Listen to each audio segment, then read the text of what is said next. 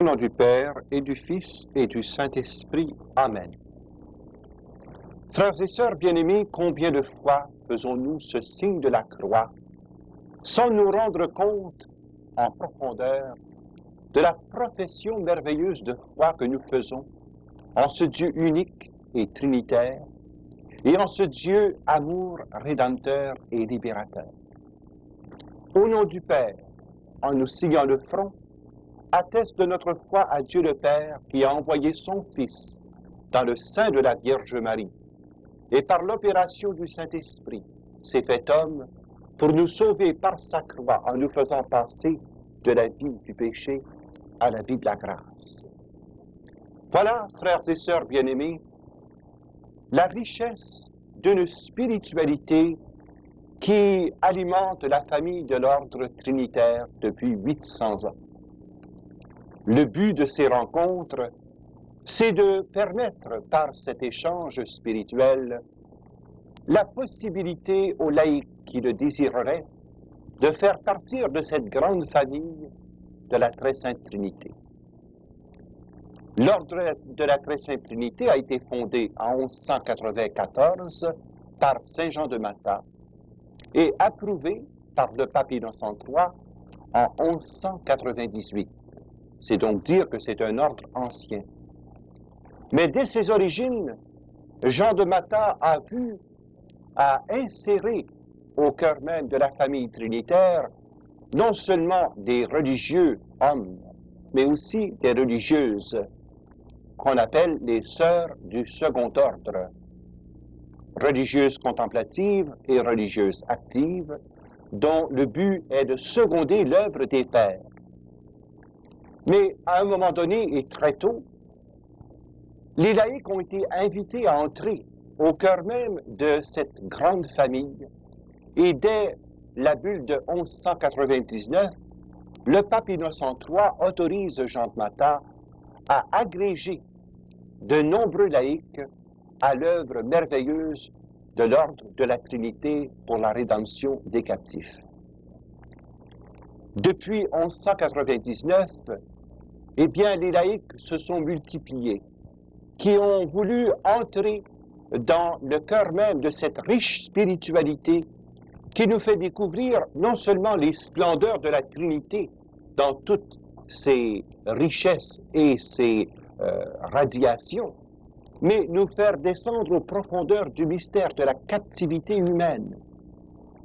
Pour sortir de cette captivité, les chrétiens d'une part et les musulmans d'autre part, permettant ainsi un échange de captifs entre chrétiens et musulmans et permettant par là la glorification de la Très Sainte Trinité. Quand nous regardons le tableau mondial de la captivité, lorsque nous nous rendons compte des abus incroyables attentés contre la dignité de la personne par la privation de tous les droits, comme il devient urgent et important qu'il y ait présence d'Église, et au sein de cette Église, présence de signes et de témoins particuliers qui viendront porter défense à la dignité de l'homme et lui offrir la possibilité de la libération par cette croix rouge et bleue, signe d'espérance et de libération à travers Dieu demeure les siècles. toujours un dans sa nature, bien qu'il soit trine en personne.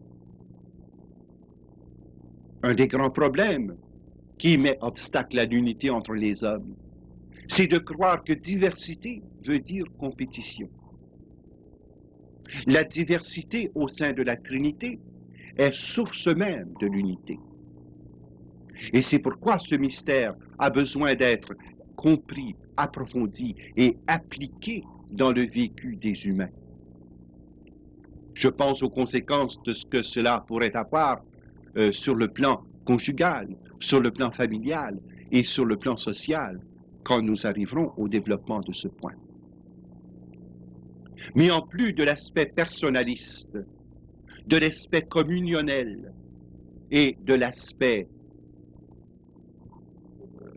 de relation, il y a tout cet autre aspect qu'il importe de comprendre, c'est-à-dire cette dimension d'ouverture sur le monde, La Trinité ne s'est pas fermée sur elle-même pour jouir au sein même de sa vie intime des richesses de partage. La Trinité s'est ouverte sur le monde pour se manifester par l'œuvre admirable de la création et par l'œuvre plus admirable encore de la rédemption. Et c'est pourquoi l'amour agapé devient amour rédempteur et sanctificateur. Enfin, un autre aspect de ce mystère proprement trinitaire, c'est l'importance et l'impact de la parole. Dieu le Père se dit par son Verbe. Le Verbe exprime la plénitude du Père et révèle son plan d'amour aux hommes. Mais qui actualise le Verbe pour qu'il devienne réalité de vie, sinon le Saint-Esprit lui-même, qui en donne et la connaissance, et le contenu de vérité, et la transformation d'applicabilité en termes de sainteté. Vous voyez que le mystère trinitaire n'est pas simplement un mystère qui est élaboré sur le plan de la pensée par simple cogitation théologique ou philosophique. Il s'agit d'une réalité expérientielle. Et parler de spiritualité trinitaire, c'est parler de rencontre avec un Dieu vivant et vrai. C'est parler d'échange, c'est parler de communion. C'est de parler aussi de louange, de gloire, d'intercession. Et tout cela s'opère au milieu et au sein même de l'Eucharistie qui est source et sommet de toute la vie liturgique de l'Église.